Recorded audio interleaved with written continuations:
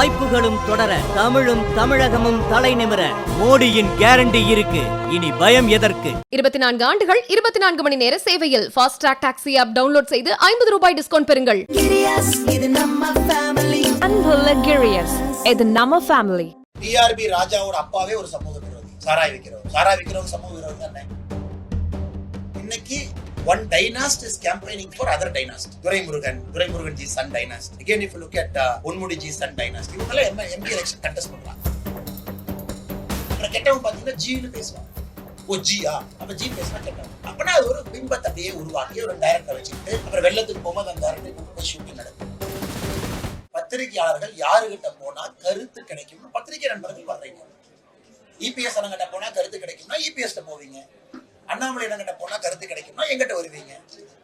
கருத்து சொல்ல முடியாதவர்கள் இந்த நரி பாத்தீங்கன்னா ஒரு மேல ஒரு கிரேப்ஸ் பழம் இருக்குமா, அதை தாண்டி அந்த பழத்தை எடுக்க ட்ரை பண்ணுமா. அந்த பழம் கிடைக்காத பிறகு நரி சொல்லுமா இந்த பழம் புளிக்கிறது. அதனால அண்ணன் இபிஎஸ் அவர்கள் இன்னைக்கு அந்த பழம் புளிக்கிறதுங்கிறார். இதுவரைக்கும் இந்த 3 ஆண்டுகள்ல எங்க பத்திரிகை நண்பர்களை வச்சுக்கிட்டே நான் சொல்றேன், யாருக்கும் ஒரு தொலைபேசி மூலமா அழைத்து ஒரு பத்திரிகையாளர் சந்திப்பு நடத்துற வாங்க நான் கூப்பிட்டது கிடையாது. தனிப்பட்ட முறையில் இன்டர்வியூ கேட்டா முடிஞ்ச வரைக்கும் டிலே பண்றாள் நான் தான். ஆனா இன்னைக்கு வரலானே ஒரு வாரம் கழிச்சு வாங்க, நேரம் இல்லைன்னு சொல்ற ஆள் நான். அதனால இவங்களாம் புரிஞ்சுக்கணும், காலம் மாறிடுச்சு. அப்படியே இந்த பழைய பஞ்சாங்கத்தையே வந்து அரைச்சி இவர் வாங்க அவங்க வாழ்க்கைன்னு சொன்னா பிரஸ் மீட்ல யாருமே கேட்பாங்க. இன்னைக்கு அவ்வளவு பிரச்சனைகள் இருக்கு, மக்கள் கருத்துக்களை கேட்கிறாங்க, பிரச்சனைகளுக்கான தீர்வை கேட்கிறாங்க. அதனால இன்னைக்கு அண்ணன் இபிஎஸ் அவருடைய பேச்சு என்பது அந்த திராட்சை பழம் புளிக்கிறது என்று சொல்வதை போல இருக்கு.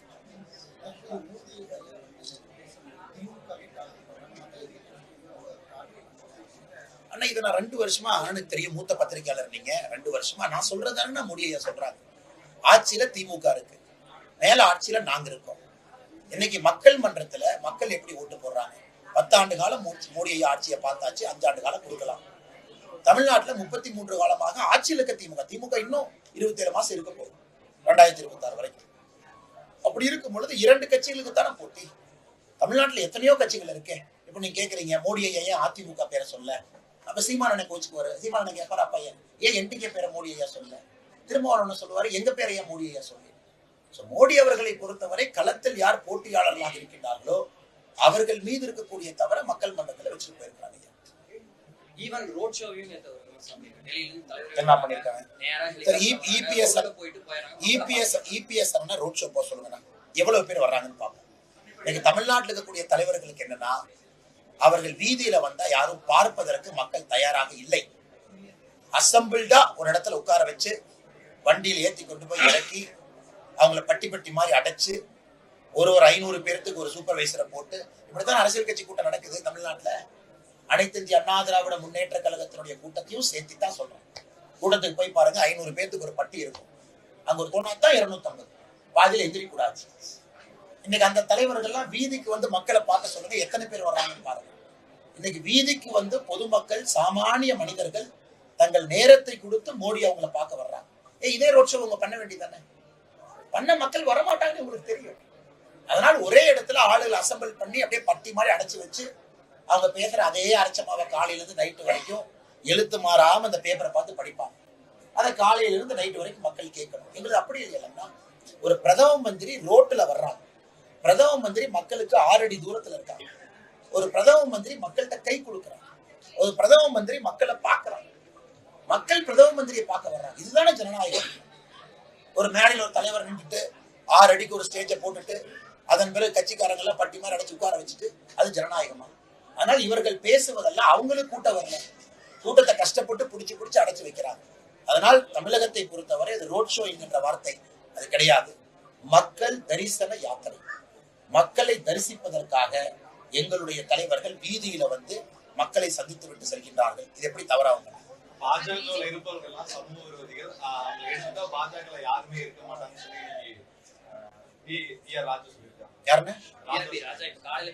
டிஆர்பி ராஜாவோட அப்பாவே ஒரு சமூக விரோதி, சாராய் விக்கிறவங்க சமூக விரோதி தானே. ஒரு சமூக விரோதியினுடைய பையனாக இருந்து கொண்டு டிஆர்பி ராஜா பேசுறாரு. இதான் வந்து நகைச்சுவையினுடைய உச்சபட்சம். ஆனா சமூக விரோதினா தயவு செஞ்சு நீங்க எஃப்ஐஆர் இருக்கிறவங்களை மட்டும் சமூக விரோதி நினைச்சுக்காதீங்க. சில பேர் பாத்தீங்கன்னா வெள்ளையும் சொல்லியமா போத்துட்டு சாராய் வித்துட்டு இருக்காங்க, அவங்களும் சமூக விரோதி தானே. எத்தனை பேர்த்த குடிக்க வச்சு எத்தனை பெண்களுடைய தாலியை அறுத்து கொண்டிருக்கிறார்கள். அதனால ஒரு சமூக விரோதியினுடைய பையனா இன்னைக்கு டிஆர்பி ராஜா சமூக விரோதிகளை பத்தி பேசுறது பெரிய காமெடியா இருக்கு. ஒருவேளை டிஆர்பி ராஜா எங்க அப்பா சாராய விற்கிறேன்னு சொல்லட்டும். நான் சொல்றேன் எந்த டிஸ்டிலரியில எப்படி விற்கிறாங்க. இதே டிஆர்பி ராஜாவுடைய அப்பா தஞ்சாவூர்ல திராவிட முன்னேற்ற கழகத்தினுடைய ஆட்சியில புதிதாக ஒரு சாராய ஆலை திறப்பதற்காக அங்க போய் மக்கள் கருத்து கூட்டம் கேட்டு விவசாய பெருமக்கள் வந்து தடியடி நடத்து மண்டை உடைந்து இன்னைக்கு அந்த ஊர்ல கருப்பு நாளாக அது கொண்டாடுறாங்க. வரவே கூடாது. எதற்காக 2014 தஞ்சாவூர்ல டிஆர் பாலு தோத்தாங்க?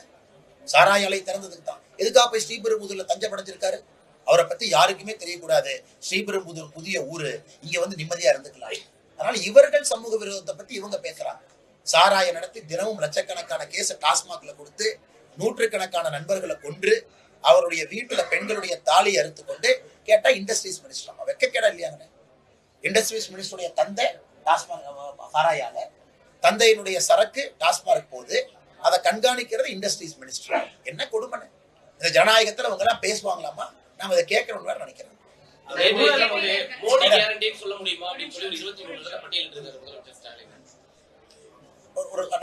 சொல்லுங்க, ஒன்னு நான் பதில் சொல்றேன்.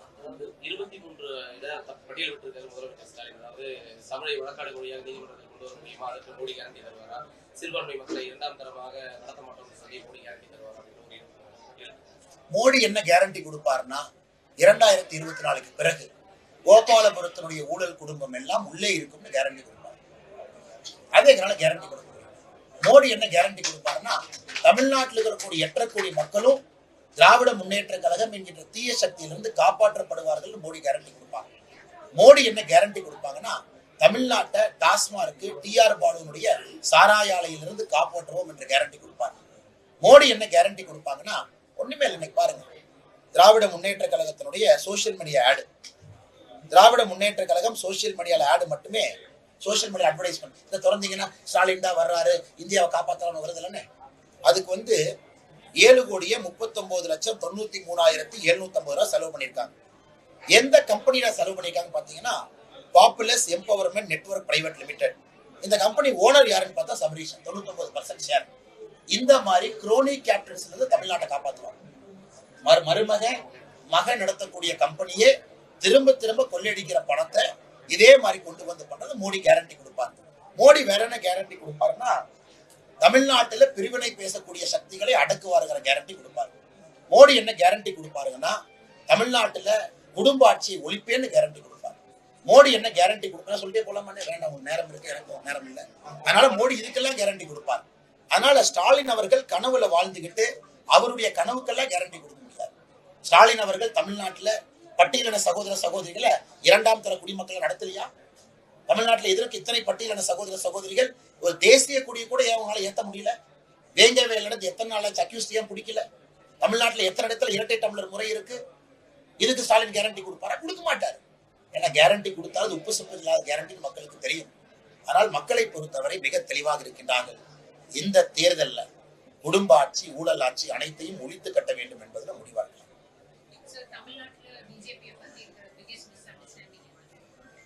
Madam, I don't say misunderstanding. I would say, madam, it's a carefully constructed narrative. ஒரு பிம்பத்தை அப்படியே கஷ்டப்பட்டு 60 வருஷமா உருவாக்கியிருக்காங்க. பிஜேபி உள்ள வந்துடும், பிஜேபி உள்ள வந்துட்டா இது காணாம போயிடும், பிஜேபி வந்து மேல்தட்டு மக்கள் கட்சி, பிஜேபி வந்து நார்த் இந்தியன் கட்சி, பிஜேபி வந்து இந்த கட்சி அந்த கட்சி. இது வந்து ஒரு கன்ஸ்ட்ரக்டட் பிம்பம். உதாரணத்துக்கு பாத்தீங்கன்னா உதயநிதி ஸ்டாலின் என்ன பண்ணாரு? மாமன்னன். மாமன்னன் ஒரு படம் எடுப்பாரு. 2 ஊர் இருக்கும், வடக்கு தெற்கு 2 ஊர் இருக்கும்.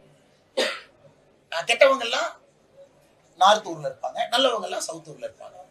நார்த் ஊருக்கும் சவுத் ஊருக்கும் சண்டை வரும். இந்த மாதிரி இது எந்த அரைச்சமாவும் மிஷின்ல போட்டு ஓட்டு. அப்புறம் கெட்டவங்க பாத்தீங்கன்னா ஜீன்னு பேசுவாங்க. ஓ ஜியா, அப்ப ஜி பேசினா கெட்டவங்க. அதாவது ஜீன்னு ஒரு வார்த்தை. அந்த மாமன்னன் படத்தை போய் பாருங்க. ஜி நான் பார்க்கலன்னு அதோட ஒரு வார்த்தை. அப்பனா அது ஒரு பிம்பத்தை அப்படியே உருவாக்கி ஒரு டைரக்டரை வச்சுக்கிட்டு அப்புறம் வெள்ளத்துக்கு போகும்போது அந்த டைரக்டரை கூட்டு போய் ஷூட்டிங் நடக்குது. This is the problem, madam. It's a carefully constructed narrative. இது சுக்குநூறாக உடைந்து கொண்டிருக்கிறது. 2024 தேர்தலுக்கு பிறகு இந்த நரேட்டிவ் தமிழகத்துல இருக்காது. சினிமா மூலமா இந்த மாதிரி சமூக நீதி காக்கப்படக்கூடிய முன்னெடுப்புகள் எடுக்கப்படுகிற ஒரு பரவலான கருத்து கலைத்துறை. ஏன்னா சினிமால போய் நீங்க அப்படியே ஒரு போட்டோ எடுத்துட்டு அப்படியே ஒரு படம் எடுத்துட்டா அப்படியே ஒரு நடிகர் வந்து அப்படியே நடிப்பாரு. அதுக்கப்புறம் அந்த நடிகர் பாம்பேல போய் உட்காந்துக்குவாரு. கேட்டா அவங்க குழந்தைங்களே பாம்பேல படிப்பாங்க. அந்த நடிகர் சொல்லுவாரு, ஓ நான் சமூக நீதிக்காக படம் எடுத்துட்டேன், தமிழ்நாட்டில் இப்படி இருக்கு. இப்ப இந்த சமூக நீதி படம் எடுக்கிற நடிகர் டைரக்டர் எல்லாம் சும்மா எடுக்கிறாங்களா, ஓசியில் எடுக்கிறாங்களா? அவங்க படம் எடுத்துட்டு அப்படியே ஃப்ரீயா வந்து தியேட்டர்ல போட்டுருவாங்க. நம்ம ஃப்ரீயா போய் பார்த்துட்டு வந்து ஓ சமூக நீதி இருக்கு. பணம் அதுக்கு மார்க்கெட்டிங் பட்ஜெட், அட்வர்டைஸ்மெண்ட் பட்ஜெட், டைரக்டருக்கு பட்ஜெட், ஆக்டருக்கு பட்ஜெட். அதனால இவங்கள என்ன சமூக நீதியை கேட்கணும்? சினிமா மேல எந்த கோவில் இல்லைங்கண்ணா.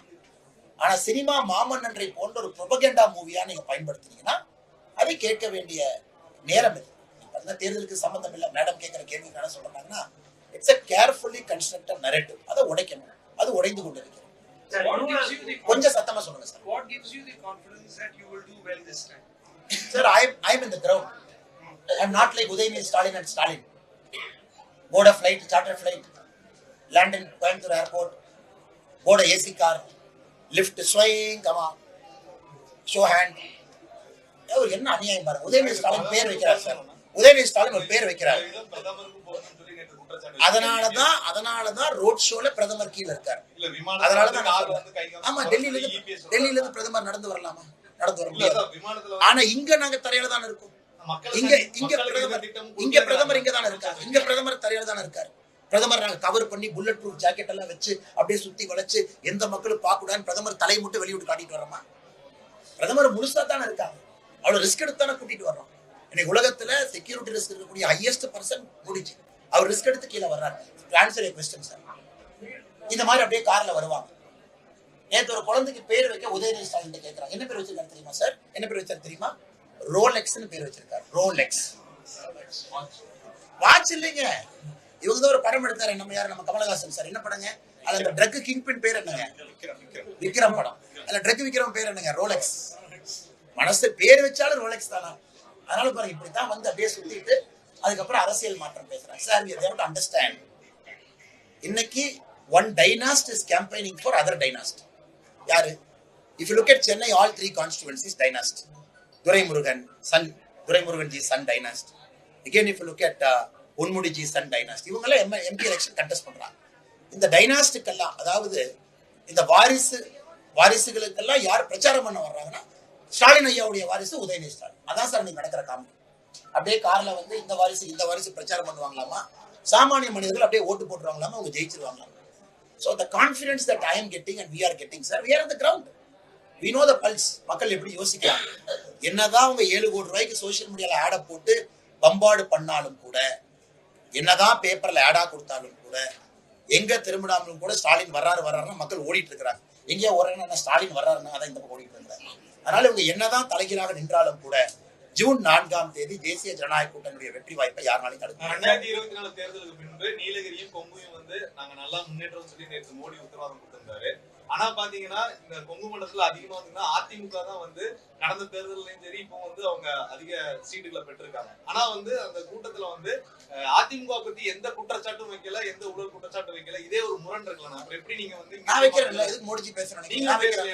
நான் வைக்கிறேன்ல. நேற்று நீங்களும் அந்த நேத்து நான் சிஎம் பதில் சொன்னேன். அதான் எங்க மோடிஜி வந்து சிஎம் சொன்னதுக்கு எங்க மோடிஜி பேசணுமா? பதில் நான் சொன்னேன். நான் பேசுறேன்ல. நேற்று புதிய தலைமுறை இருக்கிறவங்க அவங்க கூட பேசினேன். அண்ணே, நீங்க ஒரு விஷயம் புரிஞ்சுக்கணும். 2024 ஜூன் 4ஆம் தேதி கொங்கு மண்டலம் யாருடையது பாத்திரலாம். கொங்கு மண்டலம் யாருடையது பாத்திரலாம்.